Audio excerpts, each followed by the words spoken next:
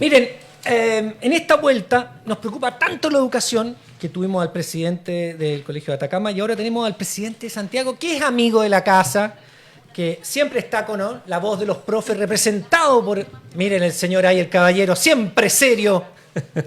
Llevamos varios meses conversando este tema. Y bueno, quería empezar por cuál es su visión respecto a lo que pasa en Atacama y después vamos a los temas un poco más generales. Pero saber de su visión respecto a lo que pasa en Atacama y con los SLEP, ¿qué pasa con primero empezando con si la crisis en Atacama es tan distinta que las otras crisis que parece que está varios lugares de la educación municipal también en situación de paro y desastroso. Sí, ¿qué pasa con Ancud, creo, Tiltil, etcétera, ¿no? Sí. Bueno, ustedes lo recuerdan bien, sí. Hemos venido varias veces a varios programas y el tema SLEP ha salido anteriormente como nosotros tenemos respecto de eso un juicio muy crítico de cómo ha funcionado la normativa, pero además lo dijimos antes de que empezara a operar la nueva institucionalidad de la educación pública, que iba a tener problemas y dificultades porque la ley en sí mismo tiene un mal diseño. Y puedo explicar por qué. Particularmente Atacama, bueno, creo que Carlos Rodríguez, el dirigente regional, lo explicó con muchísima claridad. Yo quiero resaltar algunas cosas de las que él dijo. Primero, y esto desmintiendo a los grandes medios nacionales de Santiago, que son bien tergiversadores, no es un paro de profesores, porque lo han presentado como un paro de profesores y es un paro de las comunidades escolares. Sí, eso lo aclaró la comunidad han estado completa. muy, muy cohesionados y con mucho apoyo, obviamente, de los apoderados que son parte de las comunidades escolares, porque son comunidades escolares que se cansaron de problemas graves como los que él describía, que vienen por años, que con el servicio local se agudizaron. El servicio local, en vez de mejorar lo que ya venía con problemas con los municipios, particularmente Copiapó, que es la comuna más grande, que tenía varios problemas, pero esos problemas no solamente no se solucionaron, como supuestamente la nueva institucionalidad venía para eso, ¿no es cierto? Venía para levantar la educación pública, y lo que ocurrió ahí fue lo contrario. En Atacama se agudizó las problemáticas, empeoró la gestión, que es muy difícil eso de suponer cómo si los municipios lo han hecho tan mal, y lo han hecho mal, y ejemplos tenemos muchos, ¿cómo podría ser que lo hicieran peor los servicios locales? Bueno, en este caso, en Atacama ha sido así. ¿Pero por qué? ¿Una cuestión como administrativa? ¿Mala gestión administrativa? Primero, el nudo central es un problema estructural de la ley que sigue manteniendo el mismo tipo de financiamiento que tienen los municipios, y ese es un nudo. Por niño que va a asistencia, es absurdo, voucher, es lo más idiota del mundo. Sobre todo después de pandemia, con un montón de enfermedades. Es lo más tonto que puede existir. Se supone que teníamos que superarlo. Bueno, teníamos que superarlo, era una de las grandes demandas para fortalecer la educación pública, y durante la pandemia funcionó por financiamiento basal. Claro, porque obviamente los niños no iban. Exacto. Entonces, ¿qué dijeron? Por matrícula, sí, estableció un decreto ministerial firmado por Raúl Figueroa y Piñera, un decreto ministerial que establecía, ¿no es cierto?, que el financiamiento fue basal, y este año recién, después de que funcionó bien, porque efectivamente le otorgó estabilidad a los financiamientos de las escuelas públicas, ahora vuelven al sistema tradicional, queda sin efecto el decreto, o ya cumple su plazo, y volvemos al financiamiento por asistencia media. Pero además de eso, ha habido pésima gestión. Una de las cuestiones que molesta siempre en el caso de los municipios son los nombramientos por favores políticos de las autoridades de educación, y se suponía que en los servicios locales eso iba a ser un nombramiento más técnico, ¿no es cierto?, en base a concursos reales y no concursos amarrados. No ha sido así. También ahí hay nombramientos que no tienen que ver con la experticia ni con las capacidades de las personas, sino más bien con sus cercanías políticas. Piñera, cuando le tocó nombrar, nombró gente de su línea, ahora nombran gente de su línea, y seguimos con los mismos problemas. Y bueno, y derechamente ahí, lo dijo el propio ministro de Educación, usó esa palabra, corrupción. Corrupción, eso es lo que ha habido, porque la auditoría de la Contraloría es lapidaria, sí, respecto de mal uso de recursos. Y finalmente agreguemos al cóctel la inoperancia, la lentitud de las autoridades para resolver el problema, porque una cosa es que tú quieras un cambio estructural, y nosotros vamos a seguir abogando como gremio por eso, que el Estado efectivamente se haga cargo de un sistema nacional de educación pública. En Chile no existe un sistema nacional de educación pública, existen parcelas. Hoy día 345 parcelas de los municipios y vamos camino a 70 parcelas de los servicios locales, pero son entes que no responden a una política nacional dirigida desde, a nuestro entender, el Ministerio de Educación, que debiera ser el ente que gestionara un sistema nacional de educación pública, como ocurre además en la mayoría de los países del mundo. No estoy contando ninguna novedad ni inventando el café con leche, ¿ya? Cuando hago esta propuesta. Y agrégale entonces esta lentitud, porque una cosa es los cambios estructurales que nosotros queremos y otra cosa es el enfrentamiento de crisis como esta que se está viviendo ahí, donde las respuestas tienen que ser rápidas. No se puede esperar a que se legisle, un año se esté legislando para hacer un determinado cambio. Hay que asumir, el Ministerio de Educación tiene facultades, la ley le entrega facultades para tomar directamente la administración provisionalmente durante un tiempo, no permanente, que es lo que se llama un administrador provisional. Ellos pueden hacerlo y en general son reacios, no lo han querido hacer en Tiltín, no lo quisieron hacer en CUD, no lo hacen ahora. Y yo digo, ¿para qué tienen una facultad que la ley les entrega si finalmente no son capaces de asumir esas facultades y de hacerse responsables de eso? Entonces, cuando tú ves que llegan las autoridades, va el ministro de Educación, no se resuelve nada, va la subsecretaria, se instala ahí largos días, no se resuelve nada, va el director nacional de Educación Pública, no se resuelve nada. Yo ayer hice un llamado a que me parece que aquí tiene que intervenir el presidente Boric. Tiene que intervenir el presidente Boric, porque cuando hay grandes problemas, la presidencia de la República es la instancia. Y en este caso hay un problema grande que está afectando a una región, aunque a la gente de Santiago le cuesta ver los problemas de regiones, le cuesta mucho a la élite ver los problemas que ocurren en regiones, porque Atacama empezó a hacer noticias hace una semana y lleva casi 2 meses.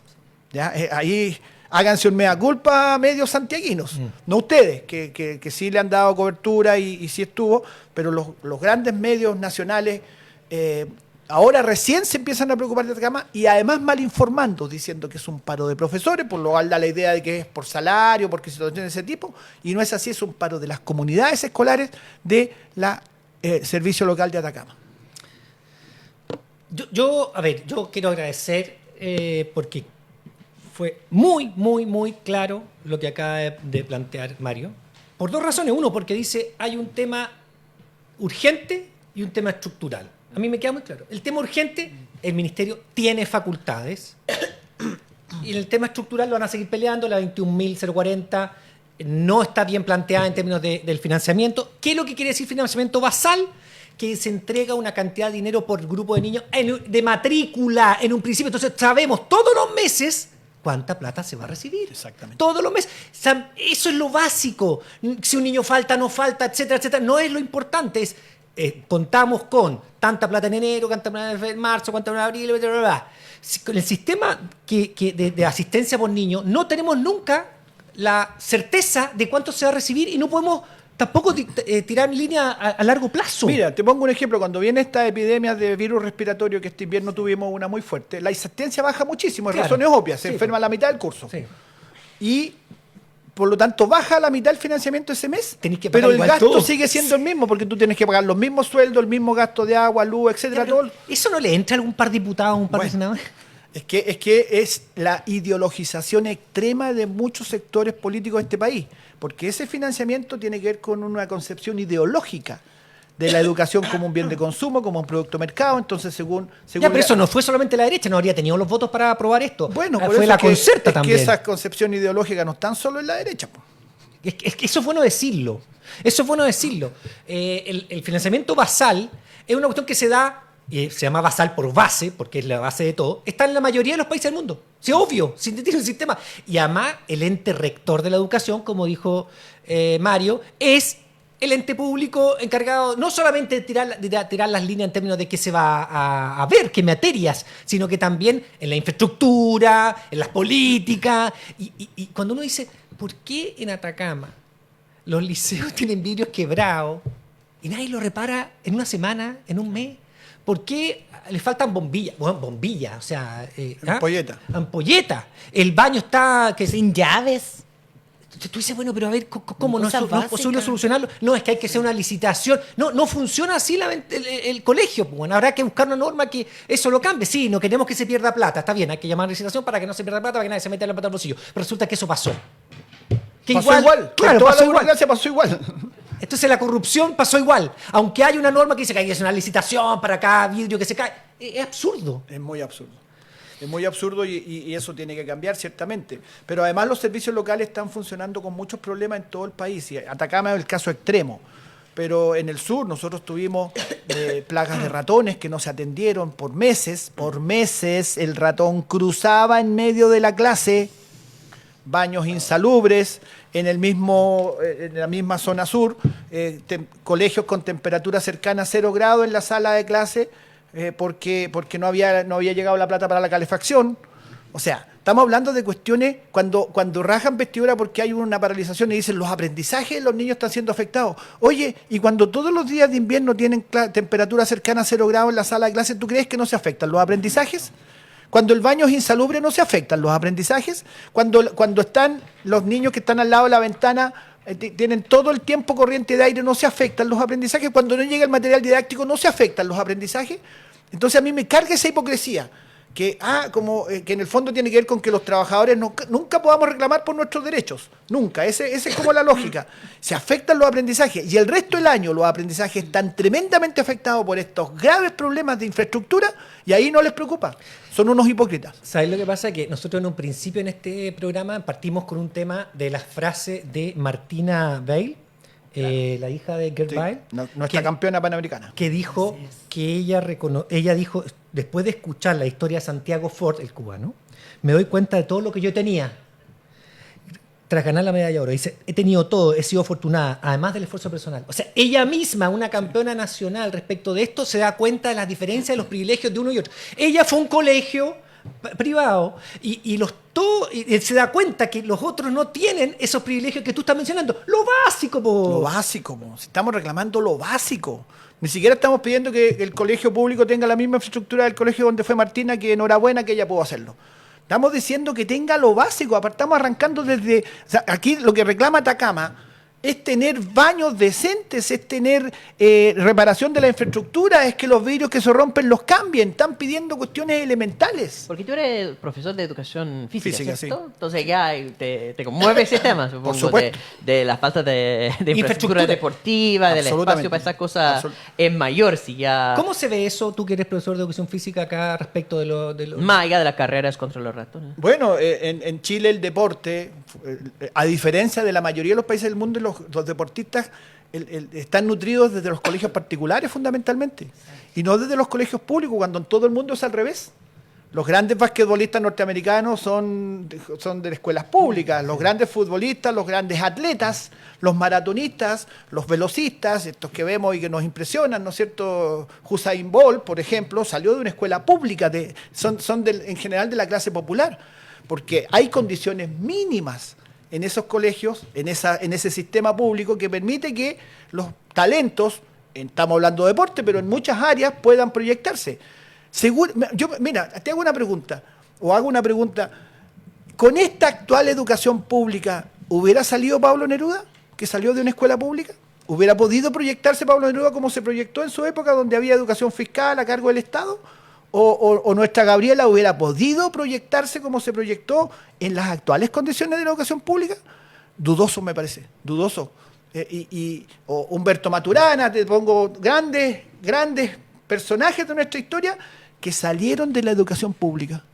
Hoy día, ¿cuánto cuesta que desde la educación pública surjan esos talentos y esas personas con grandes capacidades que se pierden producto de estos problemas como los de Atacama? Que no es que no existan. Que no es que no existan esos talentos ni esas capacidades. Están ahí, pero nadie los puede facilitar un poco las condiciones, no les genera... Claro, algunos logran de todas maneras porque tienen una entereza y tienen... Bueno, y por su familia muchas veces. Muchas veces las familias, a pesar de todos estos problemas, logran sacar adelante a su gente.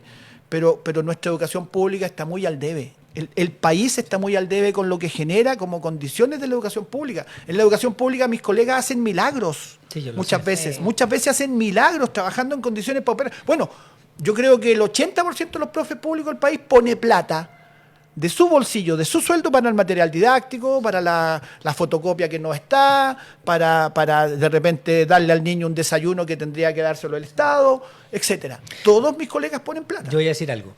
Mi señora trabaja en un colegio privado y también pone lucas. También. Porque yo lo he visto en mi casa, pues bueno. O sea, yo he Particular visto... subvencionado debe ser, ¿no? No. Ah, privado. Privado. Y no es que pongan así fotocopias, material, etcétera. También lo hacen. Imagínate lo que pasa. Y bueno, lo hace porque dice que es más rápido, no sé qué. Ya. Pero si ella lo hace en un colegio privado, caro, etcétera, y buen colegio, etcétera, ya me imagino en los colegios públicos. Obvio, que imagínate. como decía el presidente de Atacama, no tiene la fotocopiadora, no tiene la impresora. No hay confort. Ah, sí. Muchas veces no hay confort. O sea, estamos hablando, insisto, de cuestiones básicas. Ya, pero ¿qué espera usted, don Mario Aguilar, de Cataldo y lo que está hablando? ¿Cómo lo está haciendo? ¿Cómo lo proyecta usted? ¿Está bien encaminado por lo menos? Mira, ¿por qué yo ayer hice un emplazamiento al presidente de la República? Porque yo creo que educación no ha tenido la centralidad dentro del gobierno que nosotros esperábamos, que creo que el país completo esperaba, particularmente porque el presidente Boris se forjó y su liderazgo se levantó a partir de la lucha por la educación. Y esa educación no ha tenido esa centralidad. Es cierto. Es cosa de escuchar incluso los informes o las cuentas que da el presidente anualmente en el Congreso. Educación ha sido un pedacito de menos de media página en general ha tenido en su cuenta. Eso refleja, en mi opinión, una centralidad que no ha tenido. Entonces, más allá de Ávila o más allá de Cataldo, si ellos están en un gobierno donde educación está No puesto es como algo prioridad. secundario y no es prioridad, por mucho que le pongan empeño, yo me imagino lo difícil que debe ser. Entonces creo que aquí tiene que haber un cambio de timón, porque no podría ser, creo yo que el presidente tiene que reflexionar, que no podría ser que en su gobierno estallara la educación pública. Me parece que no puede ser, presidente Boric. O sea, reflexione, usted, su ADN, cómo usted se forjó, cómo se convirtió en líder. No puede ser que en su gobierno pase que haya un servicio local, una región completa prácticamente 2 meses en paro, por los graves problemas que hay. Entonces, denle facultades a su ministro, denle Espacio para usar las facultades que dele ya tienen. apoyo Explícito. a su ministro para que pueda hacer lo que tiene que hacer. Porque mira, los ministros, todos sabemos que los ministros tienen que negociar con Hacienda. Esa es una lógica de todo gobierno. Sí. Y está una pugna entre ministros, una disputa, una competencia entre ministros por quién es más regalón de Hacienda. Bueno, educación tiene que entrar a una prioridad de Hacienda. Tiene que entrar. Porque no puede ser que en este gobierno sea donde la educación tenga los problemas que está teniendo. Tal cual. Tenemos comentarios de nuestra comunidad sobre este mismo tema. Veamos Como qué dicen. usted sabe, entonces, nuestra comunidad tiene muchos profesores y profesoras muy comprometidos con una visión crítica y pensante del mundo. Claudia Díaz dice: yo soy apoderada de Copiapó, de colegio público, y apoyo un colegio de 1100. Y hay 3 baños para niñas y 1 baño para niños. La directora tapa todo a los apoderados. Das Líder dice: para empezar, a todos los profesores hay que crearles un sistema previsional apartado de las AFP, solo para empezar a corregir. No sería malo, ¿eh? Sí, de hecho, Empezar por ahí. Sería sí, muy, hay varios comentarios porque sigue una preocupación lo de del sistema de pensiones. Después, Patricio Alonso Vega Cortés dice: el Estado subsidiario impide una educación de calidad para todos los chilenos. Andrés Mario Aguilar habla claro y fuerte de las problemáticas de la educación. Ojalá que lo escuche el gobierno. Ojalá. Esperamos que nos escuche. Y Ruth Riquel me dice: hasta las clases de educación física son paupérrimas. Así debo justificar por estudiar en un colegio con número porque no tengo plata para pagar una mensualidad. Último tema, don Mario. ¿Qué pasa con las elecciones que vienen? Cuéntenos, ¿cuándo son? ¿Cómo lo proyecta? ¿Qué es lo que ve usted? ¿Cómo se proyecta usted? ¿Es candidato, supimos? Sí, soy candidato para presidente nacional. Ya.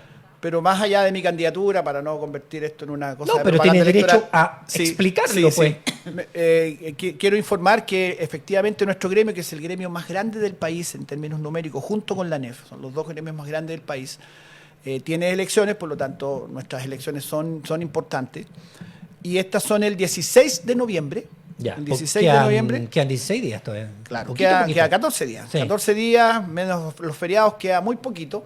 Es importante que nuestros colegas colegiados, aquí votan los que son colegiados, Sí. se informen, se se empapen de esto, vean las listas de candidatos y candidatas. A nivel nacional son 5 listas, una de ellas... 5 listas. 5 listas, sí, en general son elecciones que generan mucho interés estas. Y a nivel regional, y se elige directiva nacional, regional y comunal. Perfecto. Para los colegas que me estén escuchando, importante decirles que la vez anterior hubo una elección con voto múltiple, un sistema electoral medio raro, medio confuso que se generó esa vez, y ahora se vuelve al sistema más tradicional, por lo tanto se vota por un candidato o candidata a nivel nacional, uno o una a nivel regional y uno o una a nivel comunal. Nosotros renovamos todas nuestras directivas a nivel país, en la directiva nacional, que es la que más se conoce públicamente, es la que es más noticia, pero también se renuevan las directivas en todas las regiones del país y en todas las comunas. Es importante esta elección y yo invito a mis colegas a participar, a informarse. Yo voy de candidato en la lista D, nosotros nos llamamos Docentes Unidos, Unidas, renacemos con transparencia, autonomía y dignidad, 3 conceptos para mí muy centrales en un gremio: transparencia, autonomía y dignidad. Y bueno, ahí están mostrando en pantalla distintas, ahí por ejemplo está la candidata al regional Maule, Silvia Cabello, y una candidata al comunal Talca, Yugrena Norambuena, y que yo que voy de candidato nacional, pero para ser ecuánime con la información, hay 5 listas más, pueden revisar en la web del Colegio de Profesores las distintas informaciones que hay, los colegas que se informen. Esa es toda la lista nacional que llevamos. Estaban mostrando recién, somos 9 candidatos, candidatas. Que son vicepresidentes, tesoreros, ese tipo de cosas, ¿no? Claro, los cargos los determinan los votos. Ya. Según los votos que va sacando cada candidato, hay un orden de cargos que se van asumiendo. No lo ven ustedes. No va prefijado. Ya. No va prefijado. Yo soy candidato a presidente porque se supone que podría sacar una de las votaciones altas dentro de la lista, pero los cargos que han definido. Y no hay por la lista votación. mezclada. Si gana esta lista completa. No. Es cifra repartidora el sistema nuestro. Por lo O tanto, sea, usted podría quedar en una lista con otros de otras listas. es lo más probable, porque por el sistema es muy difícil que una lista obtenga todos los cargos. Tendría que sacar casi al 100% de los votos. Eso pasa en Corea del Norte, nomás que alguien saca el 100% de los votos. Ya, perfecto. Nos va a ir bien, creo yo. Creo que vamos a ganar la presidencia, pero por el sistema que tenemos se van a integrar también como minoría probablemente representantes de otras listas, lo cual es parte de la tradición nuestra como gremio. Cuando yo gané la otra vez la elección y que ganamos con una muy amplia votación, el expresidente en ese momento, que era Jaime Gajardo, que fue mi adversario más fuerte, yo le gané con bastante amplia votación, pero él igual quedó en la directiva. Perfecto. Y trabajamos juntos, o sea, digamos, quedó integrado a la directiva. Nosotros funcionamos con un sistema bastante democrático donde las minorías también tienen representación. Eso es muy bueno. Decirle entonces que el 16 de noviembre a votar, hay 5 listas en disputa y entre otras está la lista D y la lista A, B, C y E, porque son 5. Exactamente. Para que usted lo tenga claro, tiene que ir a votar. Es muy interesante que los gremios voten, y sobre todo el Colegio de Profesores, que es un colegio, digamos, muy representativo, activo, influyente, participante, con voz cantante, me gusta a mí eso, en la sociedad civil. Así que Movilizado y movilizante. movilizado y movilizante. Y tenemos que recuperar eso, que Sí. poco se ha perdido en este tiempo. Mario Aguilar, muchísimas gracias por estar con nosotros siempre, una vez más. Lo esperamos entonces. Y este tema no lo vamos a dejar suelto. Vamos a No, seguir. yo sé Porque para nosotros la educación sí es prioridad. Yo sé que la voz de los que sobran siempre tiene una sensibilidad con el mundo social y con la realidad social del país fuerte, y con educación en particular, así que agradecemos siempre el espacio y el tratamiento que le dan a los temas, que siempre da voz al mundo social que a veces los grandes medios silencian. Queremos a Pedro Aguirre Cerda de vuelta. Gobernar es educar. Toma. Exactamente. Y no gobernar el lugar como con Piñera. Exactamente. buena Excelente. frase. Muy buena frase. Creemos en la democracia y en los derechos humanos.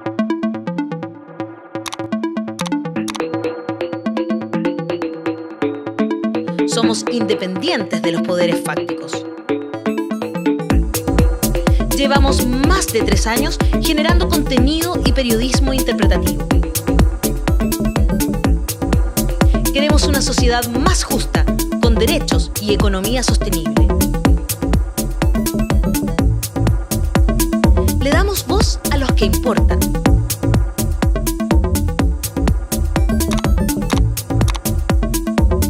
Hablamos de lo que nadie habla.